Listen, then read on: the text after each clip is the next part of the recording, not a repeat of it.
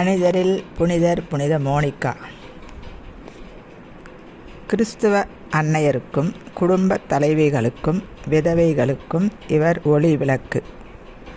தாம் சாவதற்கு ஒரு சில நாட்களுக்கு முன் தம் மகன் அகுஸ்தீனிடம் கூறியது: மகனே, இவ்வுலகில் எனக்கு இப்போது வேறு எதுவும் மகிழ்ச்சி தர முடியாது. நான் இனிமேலும் ஏன் இவ்வுலகில் உயிருடன் இருக்க வேண்டுமென்றே தெரியவில்லை. இன்னும் கொஞ்ச காலம் நான் வாழ விரும்பியது ஒரேயொரு வரத்திற்காகத்தான். நான் இறக்கும் முன் உன்னை கத்தோலிக்க கிறிஸ்தவனாக பார்க்க விரும்பினேன். எனக்கு ஆண்டவர் இவ்வரத்தை அளவுக்கு அதிகமாய் பொழிந்துவிட்டார். இப்போது நீ அவருக்கே முழுவதும் சொந்தம் என்பதை உணர்கிறேன். இவ்வுலக இன்பங்களை நீ விட்டொழித்தலையும் காண்கிறேன். இதற்கு சில ஆண்டுகளுக்கு முன் இவரின் கணவர் பத்ரிசியும் தம் இறப்பிற்கு முன் திருச்சபையின் மகனாக வந்து சேர்ந்தார். இவ்வண்ணமே இவரின் மாமியும் திருநீராட்டு பெற்று இறந்தார். வழி தவறி சென்ற தம் மகனை எவ்வழியில் மனந்திருப்புவது என்று அழியாது அடிக்கடி இவர் கலங்கினார். அகுஸ்தீன் மணந்து கொள்ள சொன்னதால் அவரும் அப்படியே ஒரு பெண்ணை மணமுடித்தார். ஒருமுறை மோனிகா ஓர் ஆயரை அணுகி தம் மகனுக்கு வழிகாட்டுதல் வழங்க வேண்டும் என்று கேட்டார்.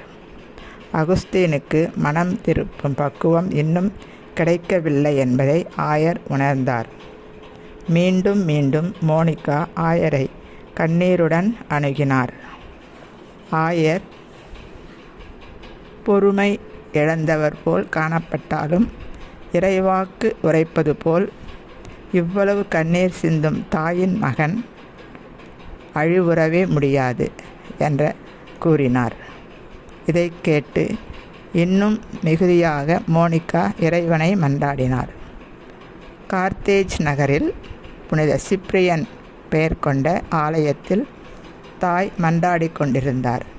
இந்த வேளையில் அகுஸ்தீன் கப்பலேறி ரோமைக்கு பயணமாகிவிட்டார்.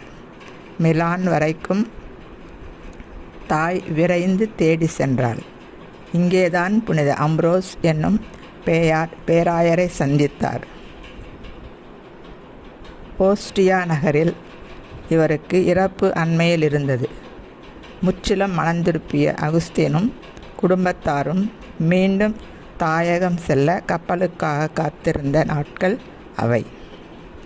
இதற்கு முன் மோனிகா தமது உடல் தம் கணவருக்கு அருகில் வைக்கப்பட வேண்டும் என துடித்தவர். அப்போது அமைதியாக கூறினார்: மகனே, எனது உடலை எங்கே வேண்டுமானாலும் அடக்கம் செய்யலாம்.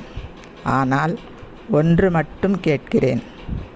நீர் எங்கிருந்தாலும் ஆண்டவரின் பீடத்தில் என்னை நினைவு கூர்ந்தால் போதும். புனித மோனிகா எங்களுக்காக வேண்டிக் கொள்ளும்.